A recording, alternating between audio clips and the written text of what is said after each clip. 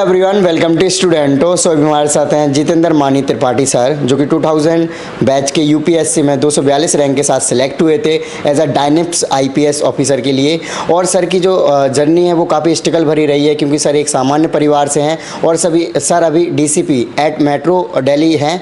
तो सर के बारे में हम जानते हैं कि उनकी स्ट्रगल की जर्नी कैसे स्टार्ट हुई, आज वो इस मुकाम तक कैसे पहुँचे, साथ में स्टूडेंट्स को, आज के यूथ को क्या मैसेज देना चाहेंगे, क्योंकि यूथ काफ़ी परेशान रहता है अपनी तैयारी को लेकर या फिर जो भी चीज़ें हैं। तो हम सर से डिस्कस करेंगे। अभी तक आपने चैनल को सब्सक्राइब नहीं किया तो चैनल को सब्सक्राइब कर लीजिए, इस वीडियो को लाइक करें। एक शेर है, खुदा मेरी आंखों को दे दे समंदर, फ़कत आंसुओं से न मेरा गुजारा, और कहीं कोई बेबस बहाता है आंसू, यहाँ भीग जाता है दामन हमारा। जी। कि पाँव पे जमी सर पे आसमान लिए हूँ और सीने में दहकता हुआ तूफान लिए हूँ, मुझको नहीं रोकेंगी ये कमज़ोर बिजलियाँ, सूरज के बराबर का तापमान लिए हूँ।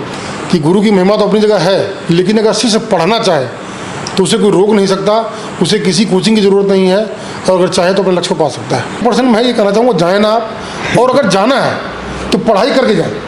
पूरी पढ़ाई करने के बाद जब आप जाएंगे तो आपको ये पता चलेगा कि हमें क्या सीखना है, ऐसी क्या चीज़ है जो किताबों में नॉर्मली नहीं मिलती है। मेरा फिल्म्स नहीं हुआ था, तो मेरे पड़ोसी एक थे, उन्होंने कहा भाई आपको एक बात कहना चाहता हूँ, मुझे बड़ा भाई मानते थे, बोलूँ? मैंने कहा सर बोलिए। कहे भाई it is shame on you, मतलब आपका सिलेक्शन नहीं हुआ। तो ये बड़े शर्म की बात है।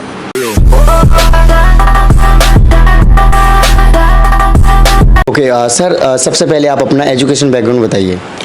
जी, मैं बताना चाहूँगा कि गोरखपुर के जो बड़हलगंज में मेरा एक गांव है बालभीटी, जहां मैं पैदा हुआ हूं। प्राथमिक विद्या मैंने वहां से प्राप्त की है, जो प्राथमिक विद्यालय बालभीटी का एक था हमारा। उसके बाद Gorakhpur inter college, jubilee inter college से मैंने 10th एंड 12th किया है।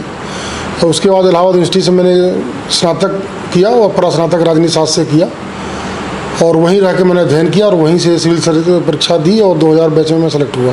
ओके, सो उस टाइम पे सिविल सर्विसेज बहुत कम लोग ही करते थे, इवन 10-12 पास कर लेना बहुत बड़ी बात मानी जाती थी। सर, तो आपके मन में कहाँ से आया कि आपको सिविल सर्विसेज जैसे एग्ज़ाम या इतने बड़े एग्जाम्स की तैयारी करना है? देखिए, दो चीज़ें हैं इसमें। एक तो हमारे जो सगे फूफा जी थे वो PCS ऑफिसर थे उत्तर प्रदेश राज्य में, और वो SDM के पद पे सेलेक्ट हुए थे। तो उनके साथ रह करके कहीं ना कहीं उनके साथ 3-4 साल में प्रारंभिक रहा हूँ और मैंने शिक्षा प्राप्त की उनके साथ। तो उनको देख करके हमारे घर वालों के मन में भी एक विचार आया, माँ बाप ने भी ये प्रेरणा ली कि बच्चे को पढ़ाया जाए और कुछ पद तक अगर पहुँचता तो अच्छी बात है। और वहीं से मैंने भी साथ रह के प्रेरणा ली और संघर्ष किया, और आज मैं इस पद पे। Right sir. ओके, सो उस टाइम पे जब आपका रिजल्ट आया होगा तो सर उस टाइम पे आपके पेरेंट्स और आपका क्या रिएक्शन था कि आप एक ऑफिसर बन गए हो? देखिए, मैं उस समय तो MP में पोस्टेड था और मैंने वास्तव में रियल रिएक्शन तो नहीं देखा, लेकिन वास्तव में UPSC एक ऐसा एग्ज़ाम है जिसको निकालने के बाद निसंदेह व्यक्ति के मन में खुशी होती है और माँ बाप के मन में भी, या जो रिश्तेदार होते हैं उनके मन में बहुत हर्ष होता है।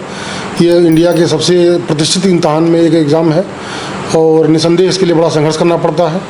और बहुत खुश हुए माँ बाप जब मैंने परीक्षा ली। इससे पहले मैं मध्य प्रदेश PCS में 35 रैंक पा करके वहाँ ट्रेनिंग कर रहा था, और उसी दौरान मेरा फिर चयन इसमें UPSC में हुआ था। Right sir. Okay, so sir जैसे कि वर्दी हर किसी का सपना होता है, चाहे वो कांस्टेबल की वर्दी हो या फिर ACP DCP या फिर कोई भी ऑफिसर की हो। तो सर आपको जब वर्दी मिली तो उस टाइम पे आपका क्या रिएक्शन था, जिसके लिए आपने इतनी मेहनत करी, उम्मीद से आपने तैयारी करी थी? देखिए, निसंदेह बहुत बड़ा आदमी का सपना होता है कि इस तरह की वर्दी या इस तरह के उच्च पद पे आदमी सेलेक्ट हो, और इसके लिए बड़ा कठिन संघर्ष करना पड़ता है, बड़ा हिम्मत से इस परीक्षा को देनी पड़ती है, धैर्य रखना पड़ता है। तो बड़ी खुशी हुई, बड़ी प्रसन्नता हुई, और आज भी वर्दी एक शान है देश की और हमारे पुलिस सेवा की, और उसे पहन के बहुत गौरव का अनुभव होता है। Right sir. तो आपकी जो तैयारी थी सर, तैयारी के बारे में बताइए कि जब आप तैयारी करने आए स्टार्टिंग में तो आपका मीडियम वगैरह क्या था सर उस टाइम? देखिए, मैंने हिंदी माध्यम से ही परीक्षा को दिया है। ओके। और कोई कोचिंग भी नहीं की। मैं आपको बताना चाहूँगा कि ये एक जो वो हो गया है कि मैंने बिना कोचिंग के कोई सेलेक्ट नहीं हो सकता, या बिना अंग्रेजी माध्यम से कोई सेलेक्ट नहीं हो सकता, ऐसा नहीं है। अगर आपके अंदर किस संकल्प है, आपके अंदर लड़ने की जिज्ञासा है। मैं बार बार उदाहरण देता हूँ एकलव्य का। लोग भाई, गुरु की महिमा कम नहीं होती है, मैं मानता हूँ गुरु की महिमा बहुत होती है। Right sir. लेकिन एकलव्य एक ऐसा उदाहरण है जो ये बताता है कि अगर गुरु न भी हो, गुरु की प्रतिमा बना के अगर आपके अंदर दृढ़ निश्चय है तो आप अपने लक्ष्य को पा सकते हैं। वो उस समय के सबसे अच्छे धनुर्धर, अर्जुन से भी अच्छा धनुर्विद्या में प्रवीण हो गया था। राइट। और ये तो कहीं ना कहीं उसका प्रयास, उसका जो डेडिकेशन था, वो आपको बहुत आगे पहुंचा सकता है। और एकलव्य का उदाहरण मैं बार बार देता हूँ कि गुरु की महिमा तो अपनी जगह है, लेकिन अगर अच्छे से पढ़ना चाहे तो उसे कोई रोक नहीं सकता, उसे किसी कोचिंग की ज़रूरत नहीं है, और अगर चाहे तो अपने लक्ष्य को पा सकता है। Right sir. सो जो परीक्षा का दौरान था या तैयारी का समय होता है, जैसे नॉर्मली अभी तैयारी करते हैं स्टूडेंट, तो कहा जाता है यूपीएससी एक जर्नी है जहाँ पे आपको कुछ साल देने ही पड़ेंगे, तो आपने कितना टाइम दिया अपनी इस जर्नी? जी बिल्कुल, मैं बताऊंगा। इंटर 2090 में 1990 में मैंने इंटर पास किया और 2000 बैच में मेरा सिलेक्शन हुआ जी। तो 93 में मैंने ग्रेजुएशन किया है और 95 में मैंने पीजी किया राजनीति शास्त्र से। 2 या 3 साल का मेरा समय लगा, जिस सच कहा जाए सेलेक्ट। उससे पहले मैं मध्य प्रदेश में सेलेक्ट हो चुका था ऑलरेडी, राइट। और 2000 बैच में मैं यहाँ सेलेक्ट हुआ। 98 में मैंने इंटरव्यू दिया था, 98 यूपीएससी का। 99 में इंटरव्यू दिया था, लेकिन उसमें नहीं हुआ मेरा। फिर मैंने 2000 का ये प्रीलिम्स दिया और इसमें फिर मेरा 3rd प्रयास में मेरा चयन हुआ है। Right sir. सो सर, आप इस जर्नी के बारे में बताइए। जब आप सिलेक्ट हो गए उसके बाद जब आपका लवासना या फिर ट्रेनिंग के लिए जहाँ आप जाते हैं, तो उसके बारे में बताइए सर, वो कैसा एक्सपीरियंस रहा आपका? देखिए, ट्रेनिंग का पर्पज़, जो उद्देश्य होता है, वह एक अधिकारी को इसके लिए तैयार करना कि जो उसके अधीनस्थ लोग होते हैं वो जिन कामों को करते हैं उन्हें करने में क्या बाधाएं आती हैं, और कोई आदेश निर्देश देने के पहले हम उसके जो व्यवहारिक मतलब आधार है उनको समझ लें, जिससे हम जो आदेश देंगे वो व्यवहारिक होगा, उसका निष्पादन संभव होगा। अगर हम कोई आदेश ऐसा देते हैं जो असंभव हो तो उस आदेश का कोई मतलब नहीं होता, अंत में वो आदेश पूरा नहीं होता है। राइट। तो आदेश की अवहेलना ही होती है। तो ये प्रशिक्षण का एक लक्ष्य होता है और हमें हर तरह का प्रशिक्षण दिया जाता है, घुड़सवारी का या स्विमिंग का या आर्म्स फायरिंग का या उसको वो करने का, सेलेक्ट करने का, सफाई करने का, अनुशासन का। तो तमाम चीज़ें उसमें, और कानून की तमाम किताबें पढ़ाई जाती हैं। तो ये चीज़ें हमें ट्रेनिंग के दौरान बताई गई और इसका जीवन में फिर आगे काम आता है। Right sir. Okay. So sir, इस जर्नी के बारे में बताइए कि सबसे पहले आपको कौन से पोस्ट के लिए चुना गया, एसीपी या फिर? देखिए, मैं ट्रेनिंग के बाद सबसे पहले मुझे अंडमान ही भेजा गया, अंडमान सर्विस के लिए, और 2004 जुलाई में मैंने ज्वाइन किया वहाँ, और दिसंबर जुलाई में वहाँ पे सुनामी आया था। मैं बताना चाहूँगा कि उस दौरान मैंने बड़ी अच्छी सेवाएँ दी वहाँ पे सुनामी के विक्टिम्स के लिए, और इसके लिए ऑनरेबल लेफ्टिनेंट गवर्नर ने मुझे वहाँ पे कमेंडेशन सर्टिफिकेट भी दिया है। Right sir. इसके रिगार्डिंग उसके बाद मैं वहाँ पे मिडिल अंडमान डीएसपी के रूप में पदस्थ रहा, जहाँ मैंने जरावाज जो ट्राइब्स होते हैं, राइट सर, उनकी सर्विसेज की। उसके लिए मुझे पुलिस हार्ड मेडल दिया गया, पुलिस कठिन सेवा पदक अंडमान में। और 2007 में मैंने फिर वहाँ से दिल्ली दोबारा ज्वाइन किया और तब से मैं दिल्ली में पदस्थ हूँ। Right sir.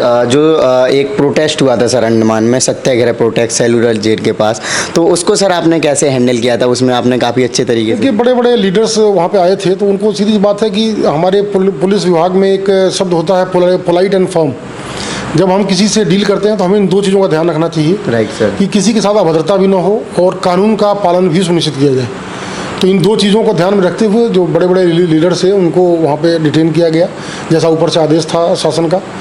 और उस पूरे मतलब जो सत्याग्रह का जो वो मूवमेंट था उसको डील किया गया, और इसके लिए काफ़ी प्रशंसा हुई मेरे काम की। Right sir. Okay. So sir, जैसा कि आप अभी पुलिस की जॉब है सर, पुलिस की जॉब माना जाता है काफ़ी चैलेंजिंग जॉब है, और आप दिल्ली में अभी 2007 से आपने बताया, तो सर कैसा रहा है इसका एक्सपीरियंस है? देखिए, निसंदेह पुलिस में 24 घंटे काम आ सकता है। ये सेवा बहुत डिमांडिंग है। कभी भी रात में, दिन में कोई क्राइम हो गया, कोई चीज़ हो गई, जाना पड़ता है। 24 घंटे काम तो नहीं होता है, लेकिन 24 घंटे काम आ सकता है। Right sir. मतलब उसके लिए आपको तत्पर रहना पड़ेगा। रात में सोने 11 बजे सोने गए, फिर 11:30 बजे कॉल आ गया, ये हो गया, तो फिर आपको जाना पड़ेगा, क्योंकि इसके लिए आपको तैयार रहना है। लेकिन मनस्थिति ऐसी जब बन जाती है आदमी की उस सेवा के लिए, जब माइंड मेकअप आदमी कर लेता है, तो ये चीज़ें कहीं बाधा नहीं बनती और काम करने में आनंद आता है, मज़ा आता है। Right sir. देश की सेवा होती है, लोगों की मदद होती है, उसमें अच्छा अनुभव होता है। ओके। आसू सर, अभी मैंने गूगल पे आपके बारे में देखा कि एक किसी बच्चे को आपने उसका जो खाना था माँ के बना हुआ हाथों का, सत्तू की रोटी ऐसा कुछ था, उसको आपने पहुँचाया, तो वो सर कैसे है? ऐसा मतलब इतना छोटे लेवल पे कर पाना कि उसका एक किसी का खाना खो गया उसको तक पहुँचाना। जो मेरा एक मतलब मैं लोगों के स्टाफ से बोलता हूँ कि हमारा संवेदनशीलता का स्तर अच्छा होना चाहिए। Right sir. एक शेर है, खुदा मेरी आँखों को दे दे समंदर, फ़कत आंसुओं से न मेरा गुजारा, और कहीं कोई बेबस बहाता है आंसू, यहाँ भीग जाता है दामन हमारा। तो हमारा दामन ऐसा होना चाहिए। तो वही एक चीज़ है। रात में उसने एक मैसेज किया, एक अननोन पर्सन ने, कि मेरा बैग छूट गया है मतलब मेट्रो में, और फिर मैंने अपने कंट्रोल रूम से फ़ोन कराया कि भाई देखो क्या है उसके बैग में, है क्या? तो कंट्रोल में बताया सर कुछ है नहीं। वो कह रहा है माँ के हाथ की बनी कुछ सत्तू की रोटी है और खाना है और कुछ नहीं है। हाँ जी। तो मैंने कहा यार माँ के हाथ की रोटी का कीमत बहुत होता है, और मैं दुर्भाग्य से मतलब 2002 में मेरी माताजी का देहावसान हो गया था। तो मैंने कहा भाई माँ के हाथ की रोटी की कीमत तुम क्या जानो, और इसको खुजवाओ। तो हमने 1 घंटे करीब प्रयास किया, और रात में 10:30 बजे करीब उसका बैग हमने खोज निकाला, और उसे जब उसको हैंडओवर किया तो काफ़ी खुश हुआ, वो रोने लग गया। उसने कहा सर 6 महीने बाद में घर आया था, और घर से मैंने खाना बनवाया था मदर से, मैंने सोचा ले जाके जहाँ अपना जॉब करता हूँ वहाँ पे खाऊंगा जी। और बीच में ये मेट्रो में छूट गया, वैशाली से बैठा था वो। Right sir. तो आम आदमी की बात भी सुन ली जाए, ये प्रयास होता है मेरा कि उनको उनके अंदर से व्यवस्था के प्रति जो विश्वास है वो उठना नहीं चाहिए। Right sir. और जब हम आम आदमी की बात सुनते हैं तो कहीं ना कहीं व्यवस्था में लोगों का विश्वास बढ़ता है कि हर आदमी की सुनवाई वहाँ होती है और उनकी बात पे एक्शन होता है। Right sir. जैसे कि सर आपकी किताबें भी हैं सर, कहीं तो हंसी हो, और अभी एक और किताब आनी है आपकी सर, मणि की किरण। तो सर इनके बारे में बताइए सर, जो कहीं तो हंसी है, जैसे कि इसमें कहा गया है या फिर लिखा गया है आपने कि इसमें पोइट्री वगैरह हैं कुछ अच्छे, तो ये किस प्रकार से हैं सर, क्या सोच के आपने लिखी थी, कैसा ऐसा मोटिवेशन? वाइफ को मेरे कैंसर हो गया था 2015 में जी। और 18 में उनकी डेथ हो गई जी। उस दौरान मैंने कुछ जो अनुभव किया और जो दर्द की एक का एहसास किया, तो उससे निकल के एक कविता मतलब एक काव्य संग्रह मैंने बनाया, कहीं तो हंसी हो। एम्स में गया, कई बच्चों को मैंने देखा, छोटे छोटे बच्चे उनको कैंसर हो जा रहा है और उनको बेहोश करके और फिर जो रेडियोथेरेपी की जा रही है, इलाज किया जा रहा है। तो उसको देख करके मेरा मन में एक आया कि मतलब एक अच्छा काव्य संग्रह लिखा जाए, और कहीं वाइफ को भी डेडिकेटेड कुछ कविताएँ इसमें हैं, जो मेरी धर्मपत्नी थी उनको भी डेडिकेटेड कुछ कविताएं हैं। मैं दिखाना चाहूँगा, ये कहीं तो हंसी हो एक किताब है, और एक और पुस्तक संग्रह जो मैंने किरण अपनी वाइफ को ही डेडिकेट किया, सारी कविताएं इसमें उनको लेके ही लिखी गई हैं, वो मणि की ये किरण है। और इसका अभी लॉन्च होने वाला है 22 जून को, तो we are going to release this book officially on 22 June. Okay.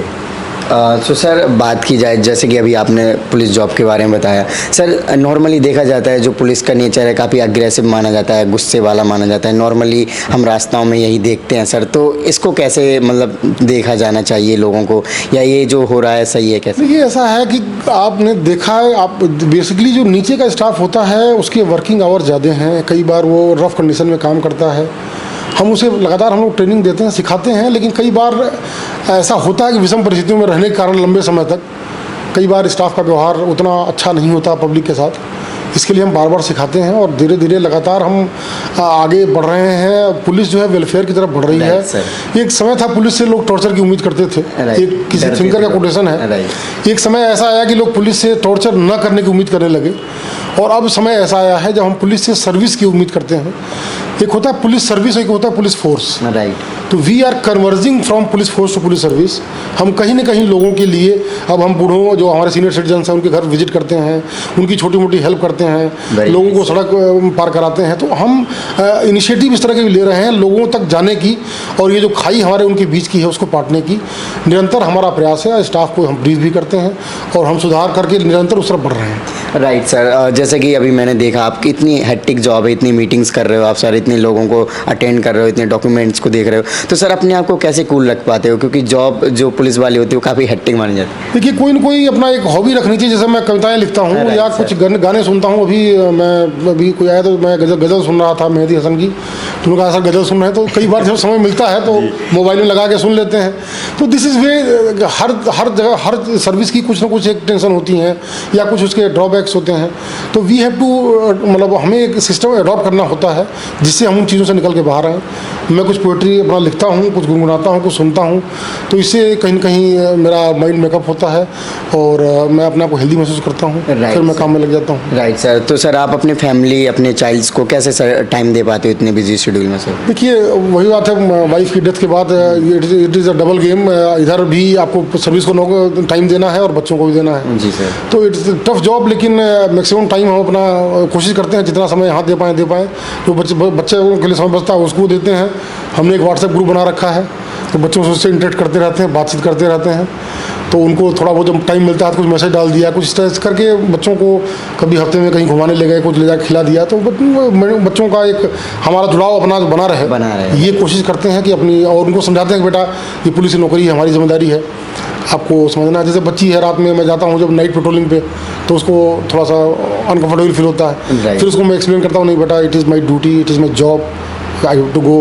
फिर इसको Right. कन्विंस करते हैं और जाते हैं। तो अगर आप चाहें तो मैं यही इसी माध्यम से अपने जो व्यूअर्स हैं उनको बताना चाहूँगा कि डेडिकेशन बहुत बड़ी चीज़ होती है। Right, sir. हम पैशन डेडिकेशन नहीं रखते, हम रखते तो हम जैसे तैयारी कर रहे हैं, तैयारी करने का प्रयास करते हैं। हाँ जी, तैयारी करने की जो डेडिकेशन है, जो पैशन है ना, पैशन माने you have to do the work in the best way. जितना अच्छा आप उस काम को कर सकते हैं उतना अच्छा करने की कोशिश करें। राइट सर, सिर्फ काम करते रहने दिखने से कुछ नहीं होगा। Right sir. 2-3 छोटे इंसिडेंट मैं बताना चाहूँगा अपनी लाइफ के। हाँ जी, मैं पढ़ता था, पहला प्रीलिम्स दिया इसका, जैसा आप जानते होंगे, पहले में मेरा प्रीलिम्स नहीं हुआ था। तो मेरे पड़ोसी एक थे, उन्होंने कहा भाई आपको एक बात कहना चाहता हूँ, मुझे बड़ा भाई मानते थे, बोलूँ? मैंने कहा सर बोलिए। कहे भाई it is shame on you, मतलब आपका सिलेक्शन नहीं हुआ। तो ये बड़े शर्म की बात है, और भगवान ने अच्छी शरीर दी है, ताकत दी है, आपने पढ़ाई तो की नहीं, आप रिजल्ट देखने गए क्यों थे? मतलब you have to first dedicate yourself. Right, आप एग्जाम में अपीयर होकर रिजल्ट देखेंगे तो उससे तो कुछ नहीं होगा। कुछ नहीं होगा। Right sir. तो मैं आपके जो व्यूअर्स हमको कहना चाहूँगा कि डेडिकेशन, मैं फिर अपना जो बेस्ट है, आप ये कह दो कि साहब इससे अच्छा हम नहीं कर सकते। अगर आप ऐसा कर रहे हो तो आप सही दिशा में हो। गीता कहती है कर्म करो, फल की चिंता मत करो। Right sir. हम क्या करते हैं, कर्म नहीं करते हैं, फल की फल की चिंता करते हैं। right. कर्म माने इन द बेस्ट वे। राइट, जैसे गाड़ी 200 की स्पीड चल सकती है, आप 60 की स्पीड चला रहे हैं और कह रहे हैं मैं तो पहुंच ही नहीं रहा हूँ। अरे वो गाड़ी की स्पीड 200 है। जैसे आपने सुना होगा एक आदमी का IQ होता है, जैसे 10% आदमी यूज़ करता है, 9% आइंस्टीन ने यूज़ किया था, ऐसा कहा जाता Right, है। sir. तो हम 2% यूज़ करके कहते हैं कि हम तो नहीं हो रहे ना। हमें अपना सारा बेहतर प्रयास, सर्वोत्तम प्रयास, नॉट बेहतर, you have to do the best attempt. अगर आप ऐसा कर रहे हैं तब आप इसमें होने की सोच सकते हैं। ये परीक्षा कोई जैसे गब्बर सिंह का डायलॉग है फिल्म का, Right. कि गब्बर सिंह कोई बकरी का बच्चा नहीं है कि दौड़ाया और पकड़ लिया। Right. तो UPSC is not like a game, you have to study. और कुछ लोग कहते हैं कितने घंटे पढ़ना है। मैं कई बार क्वेश्चन आता है, Right, sir. बात घंटे की नहीं है, बात आपकी कैपेसिटी की है, आपके कैलिबर की है। अगर आप कोई ऐसी गाड़ी जा रही है जिसकी स्पीड 400 किलोमीटर है, 400 किलोमीटर पर घंटे है, तो 1 घंटे में पहुंच जाएंगे आप 400 किलोमीटर। Right. अगर आपकी स्पीड 50 किलोमीटर पर घंटे है तो you have to give 8 hours. Right, sir. तो यू डोंट हैव कोई फिक्स टाइम किसी के लिए नहीं होता। Right. लोग कहते हैं साहब 4 घंटे पढ़ो, 6 घंटे पढ़ो, घंटा कुछ नहीं होता। Right sir. How you are achieving, कितना समय में आप उसको ले पा रहे हो, ये इंपॉर्टेंट है। आपकी क्षमता कोई हो। Right sir. एक फिर दोहा कहा गया ना कि चल करत करत अभ्यास से जड़मत हो सुजान। Right sir. तो अगर जड़मत भी है तो सुजान हो सकता है है। अगर वो अभ्यास करे। Right. 12 घंटे पढ़ो, 14 घंटे पढ़ो। वो कहते हैं 17 बार आक्रमण किया उसने, 17 बार आक्रमण करके हुआ। डेडिकेशन है, उसके अंदर पैशन था कि करना है। हमारे अंदर वही नहीं होता है। यस। हम देते हैं 4 अटेम्प्ट है, 6 अटेम्प्ट है, देना है, दे रहे हैं, अपीयर हो रहे हैं, नॉट डेडिकेशन। यहाँ दिल से लेकर के अपनी जो बेहतर, सबसे बेहतर प्रयास। आप कह दो साहब इससे अच्छा हम नहीं कर सकते, हुए या नहीं हुए, Right. कम से कम बार बार मैं उदाहरण देता हूँ, मैं कई मोटिवेशन लेक्चर में जाता हूँ, ऐसा लड़ो कि हारो तो लोग तारीफ करें, राइट सर। हारो तो तारीफ करें। जीतने पर तारीफ दुनिया करती है। जी सर। झांसी की रानी ने कोई लड़ाई जीती है आपको पता है? बताइए किसी की जी। नहीं जीती, लेकिन हम उनकी तारीफ करते हैं। जी। आप देखिए पोरस की तारीफ हम करते हैं, क्यों करते हैं? क्योंकि पोरस ने सिकंदर से लड़ाई की और बड़े मन से लड़ाई की, हार गया कोई बात नहीं। राइट। तो हम महापुरुष जो कि हारे हुए हैं उनकी भी तारीफ करते हैं। जी सर। तो ऐसा लड़ो, ऐसा संघर्ष करो कि आदमी हारने के बाद ही कहे कि यार एक लड़का था और क्या पढ़ाई की इसने, कोई बात नहीं, नहीं हुआ, लेकिन मतलब मान गए लोहा इसका। और हम ऐसा करते हैं, बगल वाला कहता है अरे यार ये तो क्या पढ़ेगा, ये तो माँ बाप ने भेजा है, पैसा बर्बाद कर रहा है। तो ऐसे आधे 70% लोग ऐसे ही। मैं उनसे मैं बड़ा खुल के कहना चाहूँगा कि बनना है तो मैं फिर कह रहा हूँ कि ऐसी पढ़ाई करो कि अड़ोस पड़ोस वाले कहें, मोहल्ला कहे भाई एक बंदा यहाँ पढ़ता है, he is a person dedicated for study. So do your best. जिस दिन आपको अपना अनुभव हो जाएगा, एक शेर है ना कि तुझे इस बात का यकीन नहीं है कि तेरे पाँव के नीचे ज़मीन नहीं है, अरे पहले अनुभव करो कि हो कहाँ। राइट। एसेस योर सेल्फ, सही ढंग से अपना अनुमान लगाओ कि मैं कहाँ खड़ा हूँ, और वहाँ से तैयारी करो, अच्छा प्रयास करो, ईश्वर आपका साथ देगा। Right sir. Okay, so sir आपकी लाइफ में इतनी बड़ी ट्रेजेडी हो गई जब आपके वाइफ नहीं रहे, तो सर ऐसे बहुत सारे स्टूडेंट्स मिलते हैं जो तैयारी करते हैं, उनके साथ भी कोई बड़ी सिचुएशन हो जाती है, तो सर आपने ऐसी सिचुएशन में अपने आप को कैसे संभाला, बैक टू वर्क अच्छे से आए और सारी चीज़ें अच्छे से लेकर चल रहे हो सर? मैं फिर इसी बात को कहना चाहूँगा, देखिए हादसे हैं, जब गीता कहती है देखिए जो होना है होना, नियति है। अगर कुछ हुआ है ठीक है, कष्ट तो होता है। Right. एक तो कर्मयोगी होता है, उसको किसी बात का अनुभव नहीं होता, जब दुख में वो खुश नहीं हो, गम में वो दुखी नहीं होगा और पाने पे खुश नहीं होगा। इतना होना तो आसान नहीं है, लेकिन धीरे धीरे अपने आप को संभालना, ये मनुष्य कहते हैं ना इंसानियत, हम इंसान अपने इंसान बनने की तरफ आगे बढ़ रहे हैं धीरे धीरे अपने प्रयास से। तो हमें कोशिश करनी चाहिए कि जो भी परिस्थितियाँ हैं उनसे निपट के, जैसे महाभारत का उदाहरण लीजिए भाई, जैसे पांचों भाई थे, उन्होंने बड़े संघर्ष किए, लेकिन संघर्ष करते हुए अंत में उन्होंने विजय पाई। राइट। तो संघर्ष से जो रुक जाएगा, वो कहते हैं ना हारता कौन है, जो गिर के गिरा रह जाता है। जी सर। गिरना हार नहीं है, गिर के पड़े रहना हार है। गिर के उठ जाइए, गिर जाइए, फिर उठ जाइए, फिर खड़े हो जाइए, और तब तक खड़े होइए जब तक आप अपने लक्ष्य को पाइए ना। Right sir. तो गिरने से कोई हार नहीं होती, गिरने से कभी घबराना नहीं चाहिए। और मैंने भी तीसरे अटेम्प्ट में पाया है, कोई चौथे में पाता है। और हिंदी भाषा कहीं कोई बाधा नहीं है। ठीक है, उसके लड़के ज़्यादा हो रहे हैं, ये हो सकता है भाई उसके 50 हो रहे हैं, आपके 30 होंगे। Right sir. लेकिन 30 तो होंगे ना, 20 तो होंगे ना। अगर आपके अंदर लड़ने की शक्ति है, उत्साह है, आत्मशक्ति है, घर वालों का भरोसा है, माँ बाप पे फेथ है। फिर मैं बता रहा हूँ छोटा उदाहरण, मैं जब पढ़ता था तो मेरे पड़ोसी रात भर पढ़ते थे जी। मैंने उनसे पूछा, यार आपको रात को नींद नहीं आती? ठीक है, रात को तो मैं खा के नींद आती है। तो उन्होंने कहा कि आप एक बात बताइए, कहाँ आप रहते हैं? मैंने कहा सर गोरखपुर से मैं हूँ।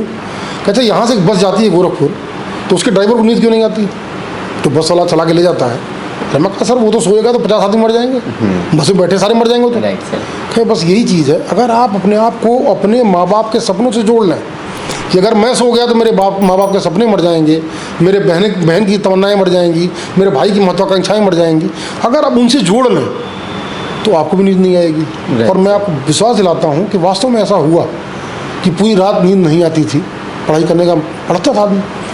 तो जब हम इस तरह से किसी अपने बड़े अपनों के सपनों को अपने से जोड़ लेते हैं तो हमें अलग से एक शक्ति मिलती है, पढ़ने की प्रेरणा मिलती है, और वो आपको आगे ले जाती है। Right sir. Okay so sir, आपने इतने सारे नोबेल किताबें पढ़ रखी, कितने अच्छे आपने एग्जाम्पल दिए इंटरव्यू के दौरान। नॉर्मली मुझे इतने अच्छे एग्जाम्पल नहीं मिलते हैं। तो सर कुछ ऐसी बुक्स होंगी जो स्टूडेंट्स को यूपीएससी के जर्नी में, खासतौर पे हिंदी वालों को अगर देखें तो कुछ ऐसे बुक्स या नोवेल्स या किताबें बताइए जो कि वो पढ़ें तो उनको एक एडिशनल एज दे उनकी प्रिपरेशन में, सिलेबस में। मैं कहूँगा बेसिक कोई बुक, देखिए बुक कोई ख़राब नहीं होती, आपने एक बार बेसिक बुक ले पढ़िए। बेसिक बुक पढ़ने के बाद जब आप सप्लीमेंट्री बुक पढ़ेंगे, जैसे मैं जो नोट बनाता था, एक किताब पढ़ लिया, जैसे कोई ये इंपॉर्टेंट किताब है, आपने इसको पढ़ लिया। अब जब दूसरी किताब इसी टॉपिक पे आप लेंगे तो उसमें आपको 20% एक्स्ट्रा मटेरियल मिलेगा। तीसरी किताब जब आप जाएंगे तो 5% मिलेगा। चौथी में जाएंगे 2% मिलेगा। पाँचवीं में जो जाएंगे तो आपको कुछ नया मिलेगा ही नहीं। एक ऐसा लेवल था कि जैसे 500 पेज किताब है, मैं पूरे रात में पढ़ जाता था उसको, और उसमें देखता था भाई 10-20 पेज या 10 पेज की कोई काम की चीज़ मिली तो उसको नोट कर लिया। तो आप परफेक्शन पाते हैं। कोई एक किताब परफेक्ट नहीं होती, मेरा ये मानना है, कोई भी किताब परफेक्ट नहीं है, कोई भी कोचिंग परफेक्ट नहीं। Right sir. एक बेसिक बुक कोई लेके पढ़ी, जैसे कि कंस्टिट्यूशन के लिए है, आपने डीडी बसु किताब पढ़ लिया, पढ़ लिया, आपको एक बेसिक नॉलेज हो गई। सप्लीमेंट्री के लिए अब जब आप दूसरी किताब पढ़ेंगे तो एक्स्ट्रा फैक्ट जो मिलते हैं उनको लिखते जाइए। तो जब मैं जगह छोड़ता था, एक टॉपिक कोई किताब लिखी तो नीचे जगह छोड़ता गया, और दूसरे किताब से पढ़ी, थोड़ा और मिल गया लिख दिया, तीसरे से मिली और मिल गया लिख दिया। तो जब आप 4-5 किताब पढ़ करके लिखेंगे तो आपके 10 पॉइंट तैयार हो जाएंगे। राइट। और किसी एक किताब में 4 पॉइंट होते हैं, 5 पॉइंट होते हैं। तो जब 10 आप लिखेंगे जा करके तो निसंदेह आपका मटेरियल सबसे अच्छा होगा, वो बढ़िया उसका रिजल्ट आएगा। तो बेस बुक तमाम किताब पढ़ी, जैसे यूनिक गाइड है तमाम आती है, स्पेक्ट्रम है, टाटा मैकग्रिल है, एक आपने पहले पूरा बेस स्टडी करिए, फिर देखिए कि एक्स्ट्रा मटेरियल और कहाँ पे है। आज भी वो वही जो आपकी ये एनसीईआरटी किताबें हैं और ये गाइड्स हैं, ये बहुत हेल्पफुल हैं बेसिक स्टडी के लिए। आदमी मन से पढ़ता नहीं है, तसल्ली से पहले इनको पढ़ें और फिर देखें कि इससे एक्स्ट्रा मटेरियल कहाँ पे है। आपकी भूख होनी चाहिए, ये होता है लस्ट पैदा हो जाए, भूख पैदा हो जाए आपके अंदर कि यार एक्स्ट्रा मटेरियल और कहाँ मिलेगा, एक कोटेशन और कहाँ मिलेगा। जो होता है ना, धीरे धीरे करके जब बढ़ाते जाएंगे तो आपका मटेरियल कम्पैक्ट हो जाएगा। लोग क्या करते हैं, एक किताब पढ़ लिया तो 4 पॉइंट मिल गए आपको, जब कोई 4 किताब पढ़ के जाए तो 8 पॉइंट लिख के आएगा। तो एक्स्ट्रा फैक्ट आपको वहाँ से मिलेंगे। कोई एक किताब, कोई एक नोट आपको कंप्लीट वो चीज़ नहीं दे सकता। Right sir. और कोचिंग करने 1% मैं ये कहना चाहूँगा, जाए ना आप, और अगर जाना है तो पढ़ाई करके जाए।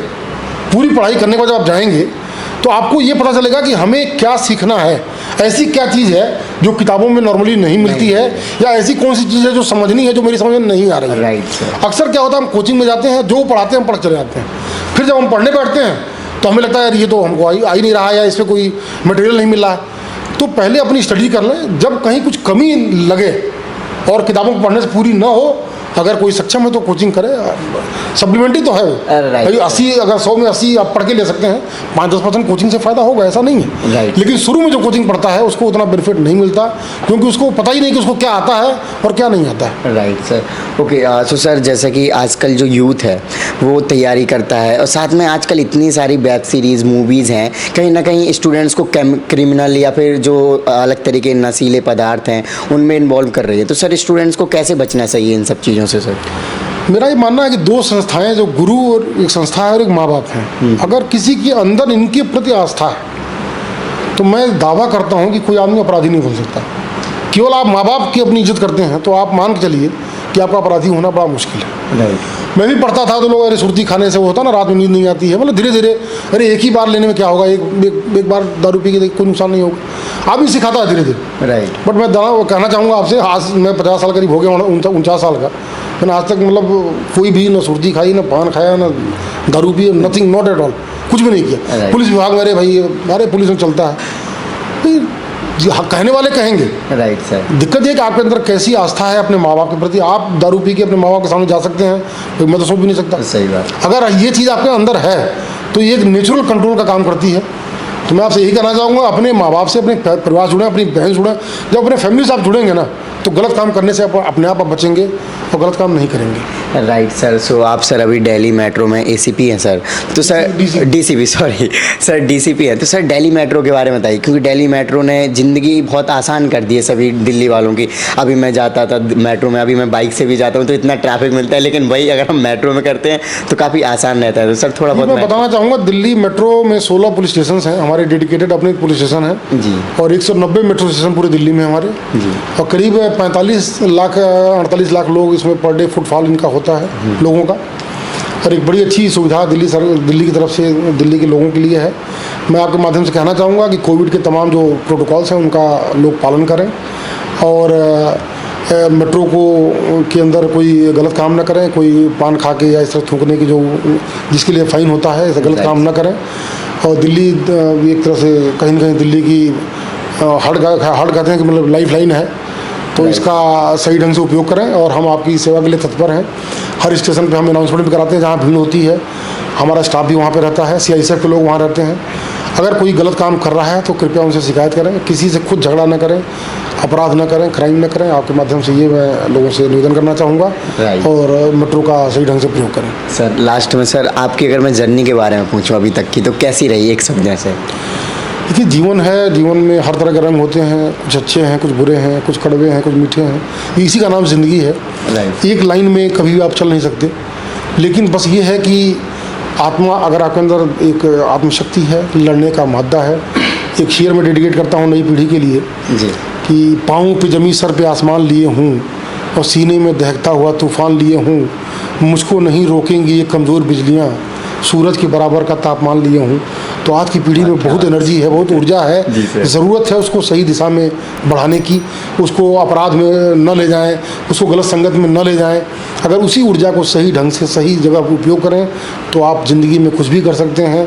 फिर 2 लाइनें मैं सुनाना चाहूँगा कि अब टूट गिरी हैं जंजीरें, अब जिंदानों की खैर नहीं, जो दरिया झूम के उठे हैं तिनको से न ले जाएंगे।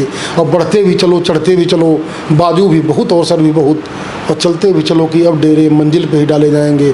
तो अगर आपके अंदर ये आत्मशक्ति है कि डेरा मंजिल पे ही पड़ेगा, तो आपको कोई रोक नहीं सकता, कोई आपको असफल नहीं कर सकता। डेडिकेशन से काम करें, अपनी मंजिल को प्राप्त करें। लास्ट में कोई और मैसेज देना चाहते हो जो यूथ है, जो तैयारी करना चाह रहे हैं, स्पेशली अगर उनकी बात? मैं वही कर रहा हूँ, तैयारी करना चाह रहे हैं तो मित्रों थोड़ा समय लगता है, धैर्य रखें, घर वालों को समझाएं। एक मिरेकल अचानक नहीं होते, Rome was not build in a day.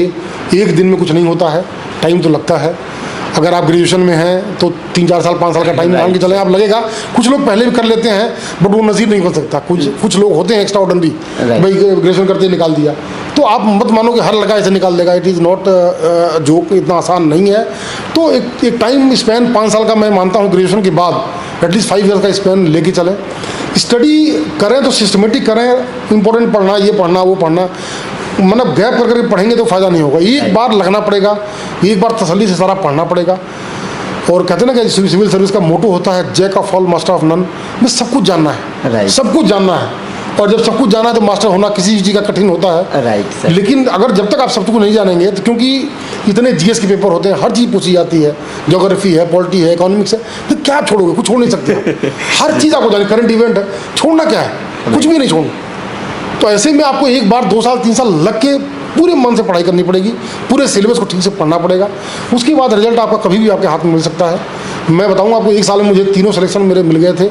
UP PCS में सेलेक्ट हो गया था मैं, एमपी पीसीएस में सेलेक्ट हो गया था और यूपीएससी में सेलेक्ट हो गया था। Right sir. तो 2099 से लेकर 2001 के बीच में तीनों रिजल्ट मेरे मिल गए थे। तो मैं आपके माध्यम से ये बताना चाहूँगा कि लोग अगर मेहनत से पढ़ें, डेडिकेशन से लगें, और 2-3 साल की बड़ी डीप स्टडी चाहिए। मतलब मैं फिर कह रहा हूँ कि इक्का दुक्का पढ़ने से काम नहीं चलेगा। लोग अक्सर यही करते हैं, तो प्री निकल गया तो अरे यार कौन सब्जेक्ट ले लें, क्या कर लें, ऐसे तैयारी नहीं होती। तैयारी प्री निकलने के पहले आप पहले तैयार करिए। 80% लोग यही करते हैं कि पहले प्री निकालते हैं, फिर कहते हैं यार सब्जेक्ट कौन सा लेना भाई, अरे सोशियोलॉजी ले लें, अरे डिफेंस ले लें। ये ऐसे नहीं होगा भाई, पहले आप तैयारी करो। आपकी जब बेसिक तैयारी हो जाए फिर आप प्रीलिम्स की तैयारी करो, प्रीलिम्स निकालो आगे। तो तो एक सिस्टमेटिक प्लान होना चाहिए। ऐसे इक्का दुक्का करके कुछ लोग निकल गए होंगे, उनको मैं फिर कह रहा हूँ नज़ीर बनाना ठीक नहीं है। नज़ीर मतलब कि मेहनत। तो कहते हैं कि कछुआ भी जी सकता है, एक उदाहरण है। लेकिन अगर खरगोश बन जाइए और कछुए की तरह चलते रहिए तो सोचिए क्या होगा। जी सर। अगर खरगोश कछुए कहते हैं कि जितना कछुआ चला उतना ही खरगोश चलते तो फिर क्या होगा, सोचिए। जी सर। तो आप मेहनत करिए कछुए की और कंटिन्यूटी रखिए खरगोश। Right sir. एक क्वेश्चन और छूट रहा है सर। अगर बात की जाए लेडी ऑफिसर या फिर आप बहुत सारे लेडी ऑफिसर से, पुलिस ऑफिसर से भी मिले होंगे, तो गर्ल्स के लिए पुलिस की जॉब कितनी चैलेंजिंग लगती है, फिर नॉर्मल है सर, कैसा लगता है आपको? देखिए ऐसा है कि भाई फिजिकल लिमिटेशन जो भी है वो अपनी जगह पे है, लेकिन गर्ल्स ने भाई ऐसे ऑफिसर हैं पूरे दिल्ली में। आप देखिए कितने स्पेशल सीपी रैंक तक के ऑफिसर्स हैं। जी सर। हमारे यहाँ कितने जिलों में डीसीपीज काम कर रही हैं। Right sir. तो तमाम इस तरह के उदाहरण हैं कि हम अगर पैशन से काम करते हैं तो हम कोई भी मिरेकल कर सकते हैं और अच्छे से अच्छा रिजल्ट दे सकते हैं। ऐसा कोई लिमिटेशन नहीं है। Okay so thank you so much sir for your lovely message, और थैंक यू अगेन सर कि आपने इतना कीमती टाइम दिया हमें और इंटरव्यू शूट करने के लिए। सो गाइस, देखा सर ने अपनी जर्नी को आपके साथ में बहुत डिटेल में शेयर किया है। सो आई होप कि आप इनकी जर्नी से इंस्पायर हो गए, बहुत कुछ आपको सीखने को मिला होगा। सच में सर ने बहुत सारी चीज़ों को, बहुत फैक्ट वाइज चीज़ों को तरीके से बताया है, और सर ने एग्जाम्पल इतने अच्छे दिए सच में कि मैं खुद सोच रहा हूँ इन एग्जाम्पल का यूज़ अपने कभी इंटरव्यू में या फिर अपने फर्दर किसी काम के लिए करूँ। सो आई होप कि आपको वीडियो अच्छी लगी होगी, तो इस वीडियो को लाइक करें। अभी तक आपने चैनल को सब्सक्राइब नहीं किया तो चैनल को सब्सक्राइब कर लीजिए, एंड आपकी जो भी क्वेरीज होते हैं आप हमें इंस्टाग्राम और फेसबुक पर मैसेज कर सकते हैं। इन सभी के लिंक वीडियो के डिस्क्रिप्शन में। जय हिंद।